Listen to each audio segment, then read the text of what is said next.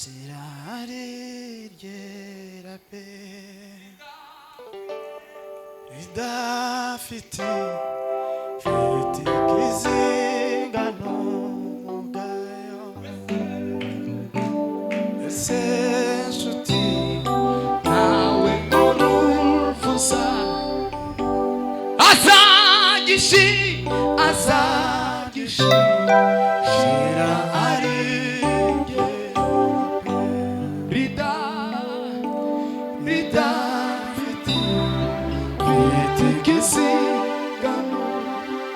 Soma Abakorinto ba kabiri ica gice turimo gusoma Abakorinto ba kabiri ibice 5 umurongo wa 15 turakoresha iminota nka 10 cyangwa 15 kugira ngo tuze gutanga ku bandi bari inyuma. Abakorinto ba kabiri igice cya 5 umurongo wa 15 umuntu ufite Bibiliya nafashe asome dukoresha iminota mikeya. Ahora habona ba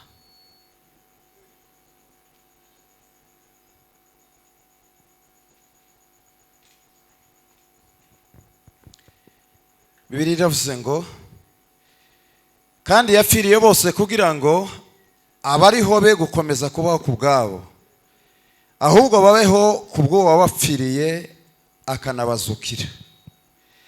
Nico gituma uhereye none tutazagira uwo dutekerereza dukurikije amasekuruza nubwo ariko twatekerezaga Kristo, ariko noneho ntitukimutekereza dutyo.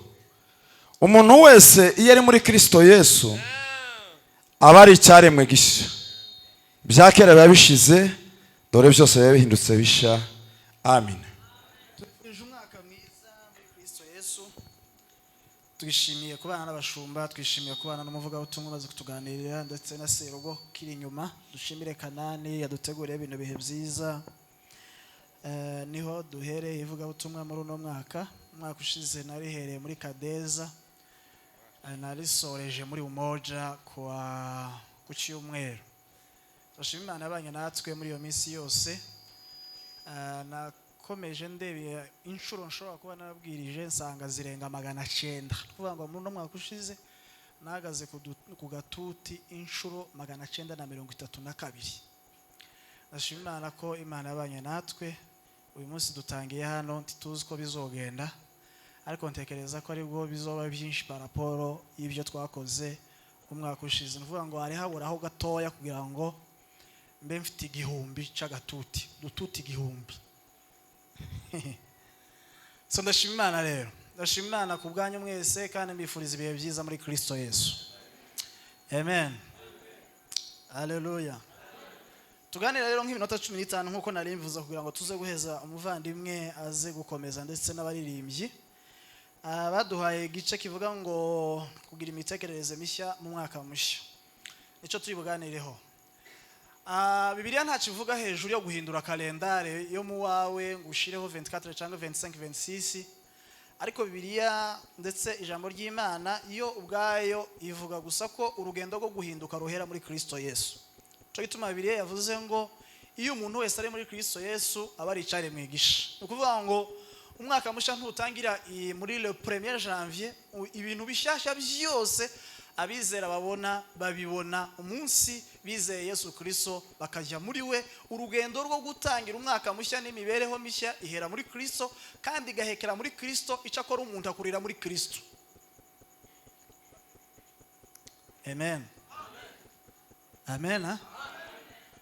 Bwana Yesu asifiwe. Urugendo rwo kuba mushya ruhera muri Kristo Yesu, rugahekera muri Kristo Yesu. Icakora muri Kristo Yesu umuntu yokura. Kandi uko kuba mushya bihera hahandi bigomba guhera. Aho bigomba guhera ni he? N'ukwizera no kwihana. Kwizera no kwihana niho urugendo rwo guhinduka rutangirira, hanyuma rugakomereza mu cicaro, ariyo nkingi, ariho isasu, ariho aho biryama, ariho byicara. ni mu bwenge, ni mu mutima, ni mu mitekerereze. Ni mu bwenge, ni mu mutima, ni mu mitekerereze. Ibyo bintu kwihana ndetse no kwizera bimaze gutibuka muri ibyo bintu uko ari bitatu, umuntu nibwo atangira urugendo rwo guhinduka mu byo avuga, mu byo abona, mu bintu byo ari byo byose, mu mibanire myiza n'abandi, mu kwicisha bugufi. Iyo kwizera no kwihana kwatibutse mu mutima, mu bwenge no mu mitekerereze, umuntu nibwo atangira ubuzima bushya buhindutse. Biravuga ngo nubwo badusebya nk'abakora nabi, nibabona imibereho yacu myiza ibatere guhimbaza Imana. Haleluya, haleluya. Uko rero gufata umwanzuro wo kwizera Yesu, uwo mwanzuro ufata wo kwihana, niho neza ibintu byose bishyashya bihera. Bigahera muri Kristo Yesu, bigasoreza muri Kristo Yesu, icakora umuntu yo kurira muri Kristo Yesu.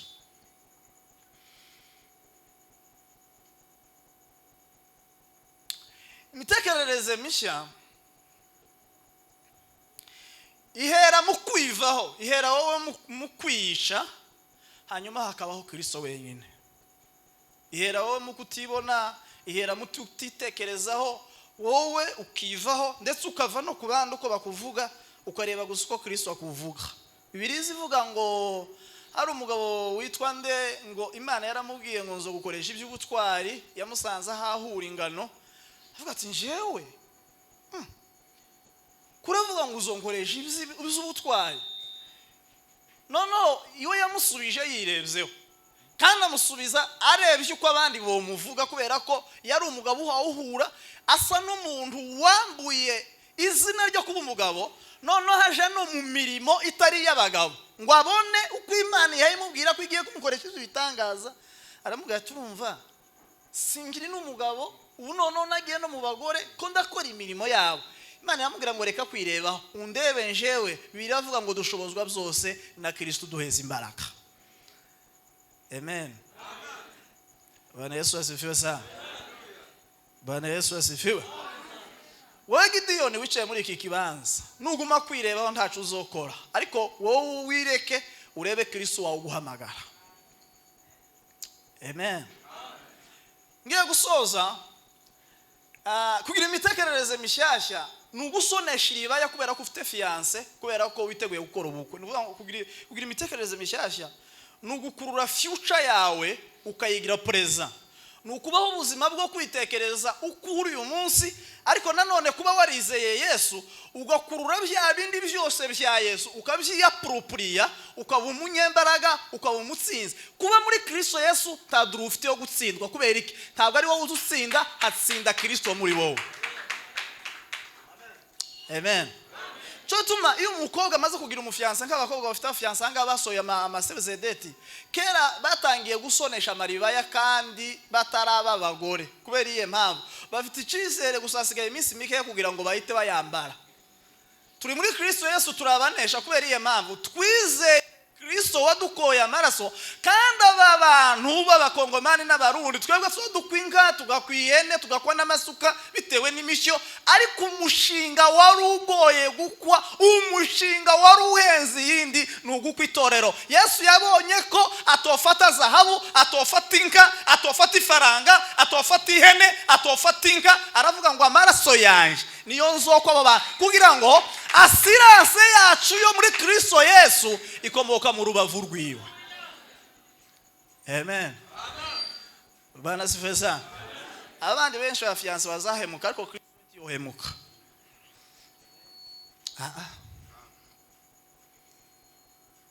Bana sifeza. Bwana Yesu asifiwe. Bwana asifiwe.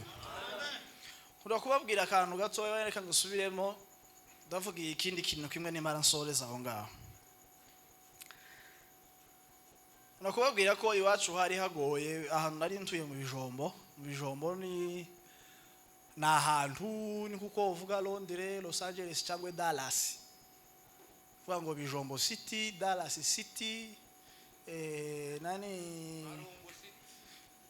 na ahantu nyine bishobora kuba utahazi kubera ko wenda utagenzagenza cyane cyangwa geography yawe ari nkeya, ariko haba ahantu hitwa mu Bijombo, kuko uvuga mu Kayanza, kuko uvuga Manchester, urumva haba handi naho hitwa mu nugira ibiha tukagira nk'ifaranga uzoja nko muri tourisme cyangwa uhagure nk'iparaseri aho niho iwacu nje navukiye kubera ko abatayeri babaga kure buri muntu wese yari afite notion yo gusona mu wiwe ku buryo buri muntu wese yari agira agasindano nko gutera nk'ubuto cyangwa gusona kakabutura k'umwana kashanyutse none ico gihe iyo ngubuto bw'ishati bwavaga ku ishati ntabwo byarindaga ko abantu baje kwa tayeri buri muntu wese yari afite isindano agahita afata bwa buto agatera hanyuma ibintu bikagenda neza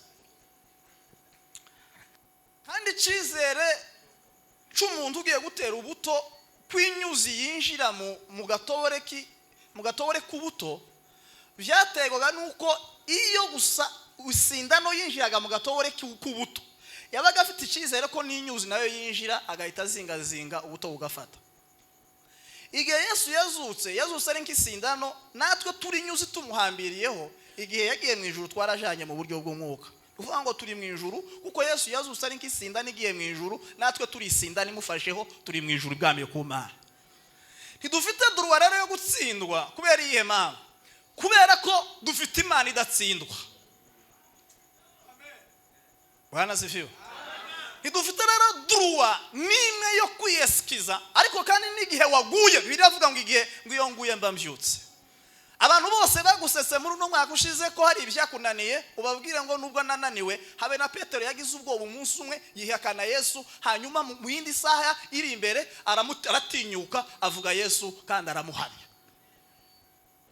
amen sinzitesha umunezero wo mu nzu yawe sinzapfusha ubusibiye byo kubana nawe oya njyewe sinzatuza habe namba sinzitesha umunezero wo mu nzu yawe sinzapfusha ubusibiye byo kubana nawe oya njyewe sinzatuza habe namba zakomeza ngendere mu munezero wawe zakomeza ndirimbire mu munezero wawe kandi nta nikiriho kizanandukanya nawe zakomeza ngendere mu munezero wawe Bwana sifiwe sana Bwana sifiwe Bwana Yesu asifiwe imitekerereze mishyashya nugukurura future yawe ukayigendera none ariko ikibazo kimwe kiza kiba mu makanisa kandi kiba no mu buzima busanzwe bw'imyizerere ako turi kumwe yeme Bwana sifiwe sana abaporoga bakunda groupe yatse kuno bashiramo agakunga ngura mu pastor ariko ngo agira amavuta ye ariko kubera gusa nyine ko niveau y'abantu benshi aba mu kanisa n'aba primaire benshi bakunda ibintu bishushe cyane 1 + 1 = 2 1 + 1 = 2 primaire quetier ko muri kaminuza y'umwuka ukumeze gutyo umuntu yuko amavuga cyo ndateye habe hana haleluya nimwe kandi ufite umutima ukingutsa agatahana igabo ryo giwe mu izina rya Yesu Bwana sifiwe sana Bwana Yesu asifiwe sana kuri imitekerereze mishyashya nukubaho ubuzima budacika intege kubera ko dufite Imana idacika intege kubaho ubuzima budacika intege no kubera ko dufite Imana idacika intege kugira imitekerereze mishyashya nukuzimya eskize nugukuraho ama eskize vous n'avez pas les esquises kubera iye mpamvu dufite Imana kandi n'igihe waguye uzawongera uvyuke wongera ukomeze urugendo rurakomeye hari ibintu uzahura nabyo bikagukwita box ariko uzosubire kandi wire charge wongere wishire kuri prise uze wuzuye ukubite hanyuma ukomeze amen kugira imitekerereze mishyashya nukurenga imbibi wahoragamo nukurenga imbibi y'ibyo wahoragamo imbibi ndi kuvuga nukuva mu magambo ukaja mu bikorwa kuva mu magambo ukajya mu bikorwa ufite abantu benshi n'uyu munsi ndabizi mwese mwafasha amagenda urumva mwanditse ibintu ngo muzogeraho ngo uyu mwaka ngo hari ibintu byinshi ngo muzogeraho akabikerezo uzakunaniye hako kugira imitekerereze mishyashya nuko ibintu zose wanditse ku rutonde ahubwo uzobikore mbere mu rwego kugira ngo uzoruhuka yandi mezi asigaye. Abaheza urugero rumwe kandi nzoba nsoje.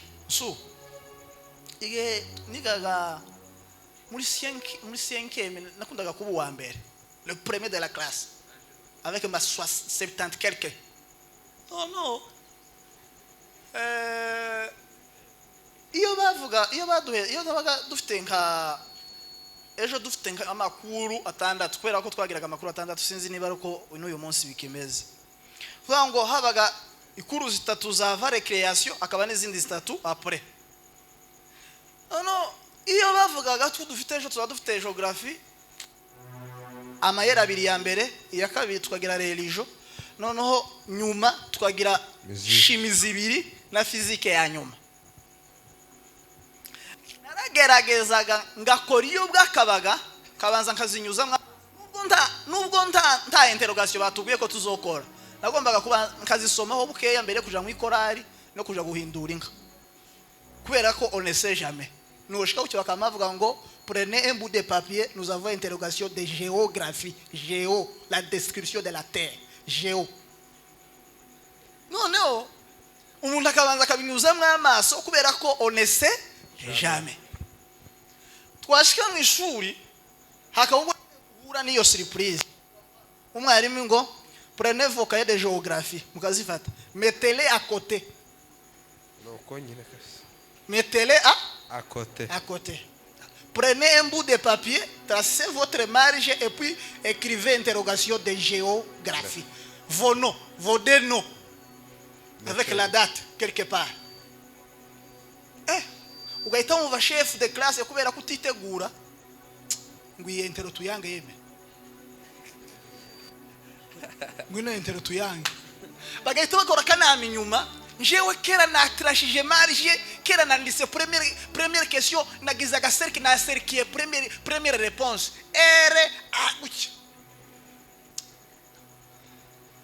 Amaro kamona chef de classe kunatangiye kureba nabi. Uko turavuga ngo tuyange ngo ugafatika karatasi. Amwese turafikinje nawe. Twe tugiye kuyanga. Sawa ni muyange. Bakayanga kubera ko jewe kera niteguye. Akavuga ati mwitegure. Kera première question hari. Kubera ko umuntu ari en avance ngahita mbi kibazo mu ishuri. Hako nta kibazo nari mfite. Kubera iye mama. Njewe ndi vigilant, njewe ndi maso, njewe ndahumutse, njewe ndiriya abandi biriwe ejo baragiye baja munkwi baja makorari koza amasafuriya muruzi n'ibindi bimeze nk'ibi. Ariko umunyeshuri uri tayari abanza kunyuza mwamaso mbere kuja guhindura inka kugira ngo ejo nibahura na interrogation azaba ari tayari. Muri Kristo Yesu dufite abantu benshi bayishuriwe ibintu byinshi imbere yuko abandi bayishurirwa bahinduka ikibazo mu gihe hari igisubizo muri twebwe. Niyo mpamvu imitekerereze mishasha nukuva mu mitekerereze ishaje ukabana avance ugatangira gusonesha maribaya kubera ko ufite fiance nubwo ubuko butaraba.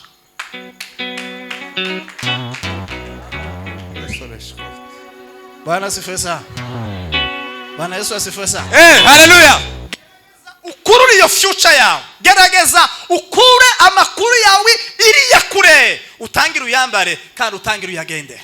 Turabatsinze. Uzubona umuhungu mutoya nkuku kwamba bazi cyangwe uhundi umuririmbyi hagaterema ngo turakomeye dutsindwa turakomeye nidutsindwa turakomeye. Akama turirimbira ngo ntangwa arakomeye kandi ntatsindwa. Yinjira mwabo gutya yumva imbeba irishaka yinjira muri plafo akamuhamagara pastor ngo turawereye kubera iye mpamvu abantu basigaye bavuga ibizo batari. Ariko imitekerereze mishasha nuguhuza umutima n'ibyanditswe byera. Bwana sifiwe. Nuguhuza ijambo ry'Imana n'imibereho yawe. Tugize iminsi dufite abantu bafite ibyanditswe mu mutwe ariko bitaratibuka mu mutima ngo ibizanditswe bihinduke ubuzima bwabo. Batsinde kubera ko bafite Imana idatsindwa. Batsinde kubera ko badafite Imana bafite Imana idatsindwa. Bwana sifiwe. Akomeye nidutsindwa turakomeye we. Igitayigwa amaso ni ijoro ntikizantera ubwoba yarafashe masandindura ibirindi by'umuriro amabuye agacika agasenya kubw'izina rya Yesu ndakomeye turakomeye ntidutsindwa turakomeye turakomeye ntidutsindwa turakomeye turakomeye ntidutsindwa turakomeye turakomeye ntidutsindwa turakomeye. Bwana asifiwe. Amen. Reka ngusabe wature ngo uyu mwaka ni uwo gutsinda mu izina rya Yesu. Amen. Umutima ngo haya amasegonda nka uvuge ngo uyu mwaka sinzotsindwa mu izina rya Yesu. Bwana asifiwe sana. Amen. Bwana Yesu asifiwe sana. Imitekerereze mishya no guhuza ijambo ry'Imana n'ubuzima bwawe. No kuva mu makuru ngo urumva ngo ijambo ry'Imana ngo riravuga ngo ntukibe wamara ukibe. Oya. Imitekerereze mishya no gusoma ngo ntukibe ukamureka. Yes. Sana natinze. Bwana asifiwe sana. Amen. Ngahega mwakira ijambo ry'Imana bangucuranga papa. Curanga gakunga twumve ariko cyakidari pa banzuregere neza cyakidari kishake mbwirije nabi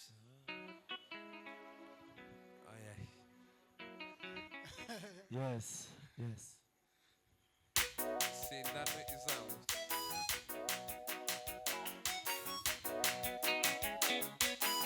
Buwene mfashe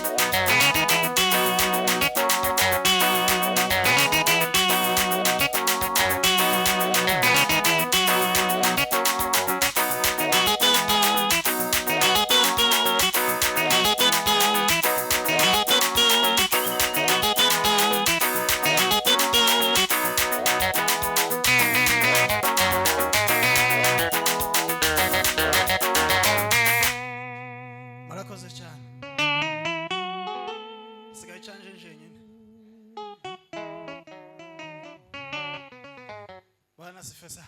Amen. Bwana asifiwe sana.